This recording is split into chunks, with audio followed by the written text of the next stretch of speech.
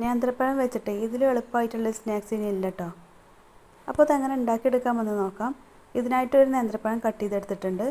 ഇനി പാനിലേക്ക് അരക്കപ്പ് വെള്ളം ഒഴിച്ചെടുത്തിട്ട് കട്ട് ചെയ്തെടുത്ത നേന്ത്രപ്പഴം ഇട്ട് കൊടുക്കാം. 1/4 കപ്പ് ചെറിയ തേങ്ങയും കൂടി ചേർത്ത് കൊടുക്കാം.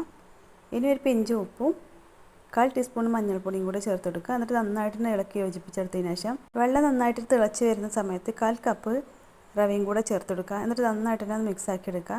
ലോ ഫ്ലെയിമിൽ തന്നെ വെച്ചിട്ട് നന്നായിട്ട് തന്നെ വഴറ്റിയെടുക്കുക. ഇനി 2 ടേബിൾ സ്പൂൺ പഞ്ചസാരയും കൂടെ ചേർത്തെടുക്കുക. ഇതൊന്ന് വെൽട്ടായി വരുന്നവരെ ഇളക്കിയെടുത്തതിന് ശേഷം ഇതിലോട്ട് 1/4 ടീസ്പൂൺ ഏലക്കപ്പൊടിയും കൂടെ ഇട്ട് കൊടുക്കുക. 1 സ്പൂൺ നെയ്യും കൂടെ ചേർത്ത് കൊടുത്തതിന് ശേഷം പാനിൽ നിന്ന് വിട്ട് വരുന്നവരെ നന്നായിട്ട് തന്നെ ഇളക്കിയെടുക്കുക. ഇനി നമുക്ക് ഫ്ലെയിം ഓഫ് ചെയ്തെടുക്കാം. ഇനി ഒരു പാത്രത്തിലോട്ട് 3 ടേബിൾ സ്പൂൺ മൈദപ്പൊടിയും കൂടെ ചേർത്തെടുക്കുക.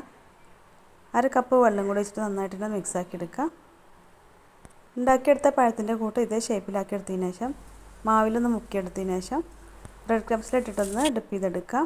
ഇനി നേരെ എണ്ണയിലോട്ട് ഇട്ട് കൊടുത്തതിന് ശേഷം മീഡിയം ഫ്ലെയിമിലിട്ടിട്ട് തിരിച്ചും മറിച്ചിട്ടിട്ടൊന്ന് ചുട്ടെടുക്കാം. അപ്പോൾ വളരെ ടേസ്റ്റി ആയിട്ടുള്ള ഈവനിങ് സ്നാക്സ് റെഡി ആയിട്ടുണ്ട്.